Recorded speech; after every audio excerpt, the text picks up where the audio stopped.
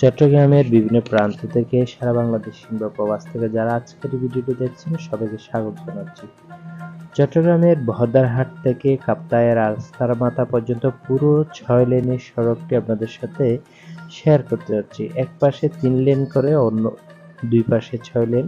আপনারা দেখতে পাচ্ছেন মাঝখানের 2 লেন কিন্তু দ্রুতগামী গাড়ি চলাচলের জন্য, এবং একদম শেষের দিকে যে ছোট লেনটি সেটি ধীরগতির গাড়ি চলাচলের জন্য, অর্থাৎ রিক্সা, ট্যাক্সি, মোটরসাইকেল, প্রাইভেট কার এগুলো কিন্তু ছোট লেন দিয়ে চলাচল করবে।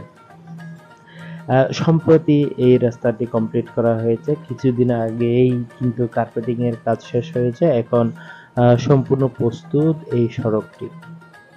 হাতের বাম পাশে রয়েছে স্বাধীনতা কমপ্লেক্স পার্কটি। এখানে প্রবেশ মূল্য 200 টাকা। দেখতে পাচ্ছেন সোজা সামনের দিকে এগিয়ে যাচ্ছি, এবং হাতের ডান পাশে কিন্তু বহদ্দারহাট বাস টার্মিনাল, অর্থাৎ এই বাস টার্মিনাল থেকে দক্ষিণ চট্টগ্রামের বিভিন্ন দিকের বাসগুলো কিন্তু এই বাস টার্মিনাল থেকে নতুন ব্রিজ হয়ে ছেড়ে যায়। আমরা সোজা সামনের দিকে এগিয়ে যাচ্ছি, মাঝখানে আইল্যান্ড দেখতে পাচ্ছেন। আইল্যান্ডের এই অংশটুকুতে কিন্তু পূর্বের যে আইল্যান্ড ছিল এবং কিছু গাছগাছালি ছিল সেগুলো কিন্তু সম্পূর্ণ ভেঙে নতুনভাবে তৈরি করা হয়েছে। এই জন্য দেখতে পাচ্ছেন গাছগুলো কিন্তু এখনো ছোট।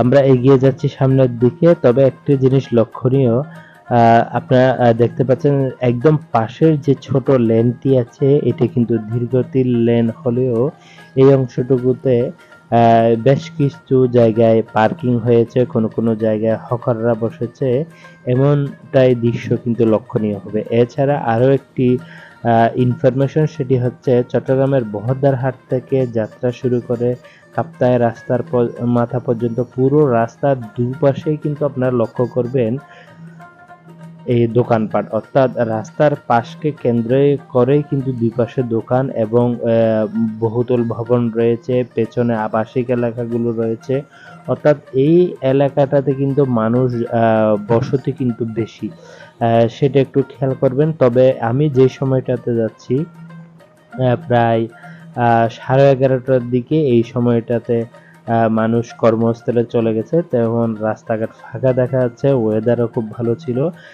দেখতে পাচ্ছেন সামনের দিকে এগিয়ে যাচ্ছি, এই মাঝখানের আইল্যান্ডটি দেখতে পাচ্ছেন, এইটা কিন্তু পূর্বের আইল্যান্ডটি, এখানে কোনো আইল্যান্ডটি ভাঙ্গা হয়নি, এই জন্য বড় গাছগুলোই কিন্তু দেখা যাচ্ছে।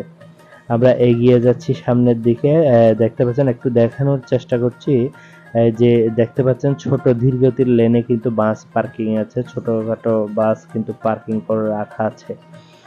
এছাড়া রাস্তাঘাট কিন্তু খুবই সুন্দর এবং পরিষ্কার, কোথাও কোনো গর্ত নেই, অর্থাৎ ছোট লেনটাতে পার্কিং ছাড়া অন্য কোনো রাস্তার সমস্যা কিন্তু দেখা যাচ্ছে না। এবং আমি চেষ্টা করছি দুই পাশটা দেখিয়ে সামনের দিকে এগিয়ে যাওয়ার জন্য, কেননা অনেক প্রবাসের অনেক ভাই কিন্তু অনুরোধ করে থাকে যে চট্টগ্রাম শহরের বিভিন্ন রাস্তা, বিভিন্ন উন্নয়ন এগুলো যাতে ভিডিওতে তুলে ধরি। এছাড়া যে রাস্তাগুলো আছে, অনেকে প্রবাসে আছে, অনেকদিন ধরে নিজের ঘর বাড়ির আশেপাশের রাস্তাগুলো, পুরাতন নিজের প্রিয় শহরের রাস্তাগুলো দেখেনি, ওনারা দেখতে চায়, সেই কারণেই দেখানো, অর্থাৎ তাদের পরিচিত স্থানগুলোর কেমনটা পরিবর্তন হয়েছে সেটা প্রবাসে বসে দেখার সুযোগ করে দেওয়ার উদ্দেশ্যেই কিন্তু ভিডিওটি করা।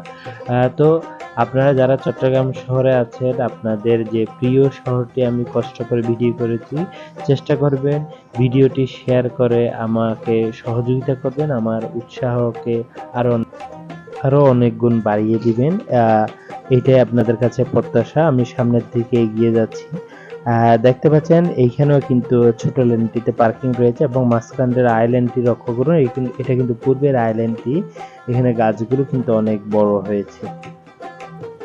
তো যেটি শেয়ার করেছি বন্ধুরা, দেখতে পাচ্ছেন যারা 5-7 বছর চট্টগ্রামের এই দিকটাতে আসেননি, ওনারা নিশ্চয়ই লক্ষ্য করবেন প্রচুর পরিবর্তন হয়েছে। এখানে আসলে এতটাই পরিবর্তন হয়েছে যে নতুন করে কেউ আসলে 5-7 বছর পরে হয়তোবা অপরিচিত মনে হতে পারে, এমনটাই পরিবর্তন হয়েছে। কিন্তু আমার এই অংশটুকুতে কিছুটা কিন্তু 2 লেন ছিল, আবারও কিন্তু 3 লেন করে 6 লেনে চলে এসেছি। বাম পাশের লেনটি এখানে খেয়াল করুন সম্পূর্ণটাই কিন্তু পার্কিং এর দখলে চলে গেছে। বন্ধুরা এই অংশটুকু দেখাতে দেখাতে কিন্তু কাপ্তাই রাস্তার মাথা চলে এসেছি। এই হাতের বাম পাশ দিয়ে কিন্তু কাপ্তাই যাওয়া যায় এবং এটি মাঝখানে একটি চত্বর ছিল। এই চত্বরটি কিন্তু বর্তমানে ভেঙে ফেলা হয়েছে। পুরোটাই দেখানোর চেষ্টা করেছি। ভালো থাকবেন, ধন্যবাদ সবাই।